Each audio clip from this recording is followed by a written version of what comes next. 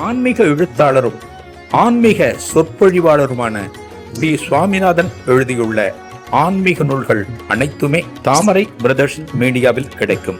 மகாபிரிவா தொகுதிகள் தமிழிலும், மகாபிரிவா தொகுதிகள் ஆங்கிலத்திலும் இவர் எழுதியுள்ள நூல்கள் பல்லாயிரக்கணக்கான வாசகர்களிடையே பெரும் வரவேற்பை பெற்றது. இவற்றை தவிர திருப்பதி சரணம் உட்பட ஏராளமான ஆன்மீக நூல்கள் தாமரை பிரதர்ஸ் மீடியாவில் கிடைக்கும். ஸ்ரீ குருபியோ நமக. ஓம் காஞ்சிவாசாய வித்மகே சாந்த ரூபாய திமிகி தன்ன சந்திரசேகரேந்திர பிரச்சோதயாத். எல்லாருக்கும் நமஸ்காரம். மகாபிரிவா மகிமை அனுபவத்தில் கும்பகோணம் பக்கத்தில் சாத்தனூருங்கிற கிராமத்தில் மகாபிரிவா சாதுர்மாசிய விரதம் இருந்து இந்த விரதம் பூர்த்தியான பிறகு அங்கிருந்து கிளம்ப வேண்டிய தினத்தில் கிளம்பாம அந்த ஹவுஸ் ஓனர் கூப்பிட்டு இன்னொரு 5 நாள் நான் இங்கே தான் இருக்க போகிறேன் அப்படிங்கிற. அதற்கு ஏற்றாற் போல அவருடைய மனைவி பைஷ்ட வீட்டுக்கு விளக்கு தீட்டு, நம்மளோட மனசுல பெரியவாளுக்கு நமஸ்காரம் பண்ண முடியலையேங்கிற ஒரு குறை.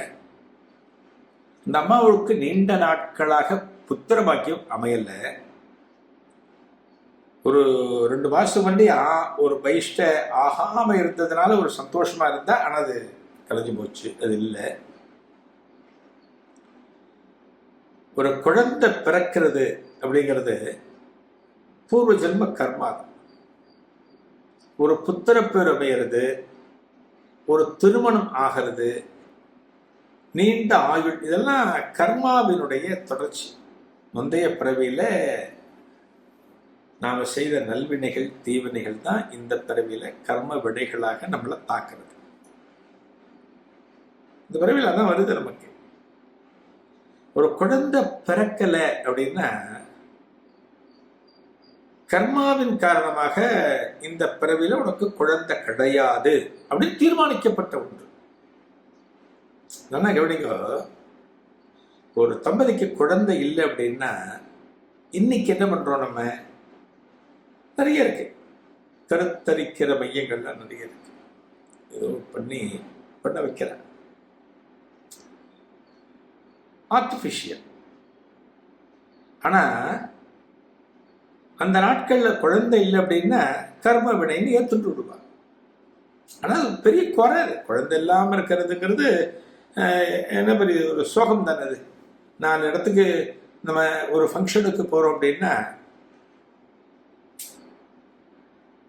நமக்கு குழந்தை இருக்கா இல்லையான்னு அவளுக்கு தெரியாது. அந்த ஃபங்க்ஷனில் நம்ம பார்க்குறவெல்லாம் உங்களுக்கு எத்தனை பசங்கள் அப்படிங்கும்போது, இல்லை எனக்கு குழந்தை இல்லை சொல்றது எவ்வளோ கஷ்டம் பாருங்க. எவ்வளோ கஷ்டம் சொல்ல முடியுமா? இந்த ஊர்வாய் தான் மெயின் விஷயம். ஊர்வாயை நம்ம அடைக்கவே முடியாது. 4 பேர் 4 விதமாக சொல்லிட்டு போவாங்க. அதனால் நம்ம அதெல்லாம் கவலைப்படக்கூடாதுன்னு வச்சுக்கோங்க. நமக்கு கர்மா எப்படின்னா ஓகே, அவ்வளோதான். நம்ம ஏற்றுக்கணும், இந்த கர்மாவை ஏற்றுக்கணும். அதாவது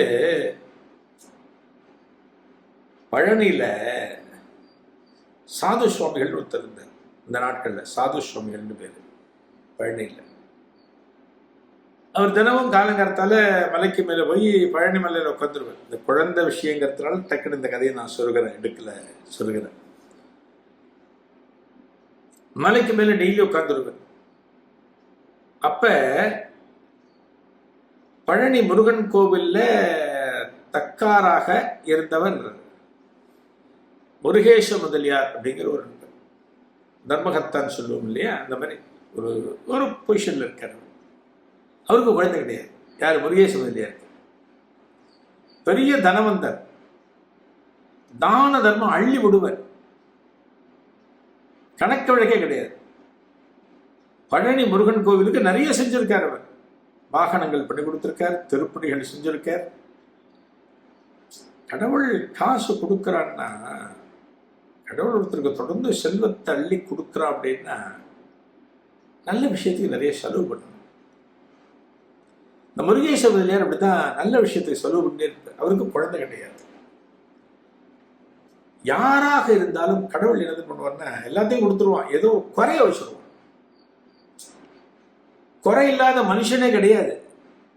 யாருமே சார் நான் சந்தோஷமா இருக்கேன் சார், எனக்கு எந்த குறையும் இல்லை சார், பக்கா சார், என்னோட லைஃப் ஆனந்தமாக இருக்கா சார் அப்படின்னு யாரும் ஒருத்தர் சொல்லுங்க.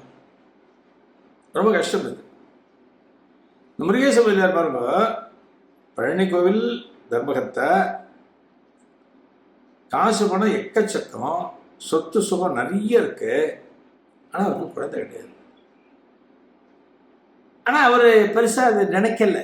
சரி, கர்மா, நமக்கு இந்த பிறவியில் குழந்தை இல்லைன்னு இருக்கு அப்படின்னு விட்டுட்டார். இந்த சாது சுவாமிகள் ஒரு நாள் மலையில முருகன் சன்னதிக்கு முன்னாடி உட்கார்ந்து இருக்கிற போது முருகேச முதலியார் போய் அவருக்கு நமஸ்காரம் பண்றார். இந்த சாது சுவாமிகளுக்கு நமஸ்காரம் பண்றார்.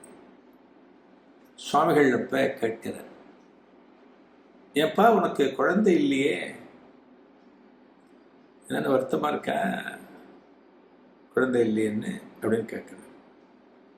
இல்லை சுவாமிகளே, இந்த கர்மால எனக்கு இந்த பிறவியில் குழந்தை கிடையாதுன்னு தீர்மானிச்சா நான் என்ன பண்ண முடியும், நான் அதை ஏற்றுக்க தயாராக இருக்கேன் அப்படிங்கிறது. இல்லடாப்பா, ஒருவேளை குழந்தை பிறந்தா உனக்கு சந்தோஷம் தானே அப்படின்னு கேட்குறேன். குழந்தை பிறந்தா சந்தோஷம் தான் சுவாமி, நான் சொல்றதை செய்தியா அப்படிங்கிறது. யாரு? சாது சுவாமிகள். யார்கிட்ட? முருகேச முதலியார்கிட்ட. நான் சொல்றதை செய்யறியா அப்படிங்கிற. சொல்லுங்க சுவாமி, நான் என்ன பண்ணணும் அப்படிங்கிற. உனக்கு குழந்தை பிறக்கணும்னா இந்த தண்டாயுதபாணிக்கு பாலபிஷேகம் பண்ணணும். பழனி முருகனை காமிக்கிறேன். பாலபிஷேகம் அப்படின்னு நம்ம என்ன நினைப்போம், பாலபிஷேகம் பெருசு, பழனி தண்டாயுதபாணி விற்கிறோம், இவ்வளோ ரொம்ப சின்னதுதான். ஒரு 4 குடம் ஊற்றினா முடிஞ்சு போச்சு. 4 குடம் பால் ஒன்றும் பெரிய விஷயம் இல்லை இல்லையா? நம்ம அப்படிதான் நினைப்போம். ஆனால் சாது சுவாமிகள் சொல்றாரா, நான் சொல்ற பால் விஷயம் நீ நினைக்கிற மாதிரி இல்லை, ஒரு 4 குடம் 5 குடம் ஊத்துற மாதிரி இல்லை அப்படிங்கிற. சுவாமி என்ன பண்ணணும் சொல்லுங்க கேட்கிற முருகேச முதலியார். நீ இந்த பழனி முருகனுக்கு பாலபிஷேகம் பண்ணா அந்த பால் அப்படியே வழிஞ்சு ஓடணும். இந்த ஆலய வளாகம் முழுக்க வழிஞ்சு ஓடணும். கருவறையிலேருந்து பால் வெளியே வந்து அர்த்த மண்டபம், மகாமண்டபம், கோவில் வளாகம் முழுக்க ஓடணும் அந்த பால். அது மட்டுமல்ல, அந்த பால் மலை முழுக்க வழியணும். எங்க? மலை முழுக்க வழியணும்.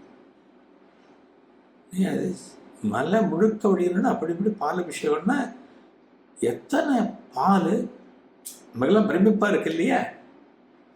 சாது சுவாமிகள் தான் இதை சொல்ற. முருகேச முதலியாருக்கு அந்த அளவுக்கு பால் அபிஷேகம் பண்ணணும் அப்படின்னு சொல்ற. இதன் தொடர்ச்சியை அடுத்த நிகழ்வில் காணலாம். நன்றி, வணக்கம். ஆன்மீக எழுத்தாளரும் ஆன்மீக சொற்பொழிவாளருமான பி. சுவாமிநாதன் எழுதியுள்ள ஆன்மீக நூல்கள் அனைத்துமே தாமரை பிரதர்ஸ் மீடியாவில் கிடைக்கும். மகாபிரிவா தொகுதிகள் தமிழிலும், மகாபிரிவா தொகுதிகள் ஆங்கிலத்திலும் இவர் எழுதியுள்ள நூல்கள் பல்லாயிரக்கணக்கான வாசகர்களிடையே பெரும் வரவேற்பை பெற்றது. இவற்றை தவிர திருப்படி சரணம் உட்பட ஏராளமான ஆன்மீக நூல்கள் தாமரை பிரதர்ஸ் மீடியாவில் கிடைக்கும்.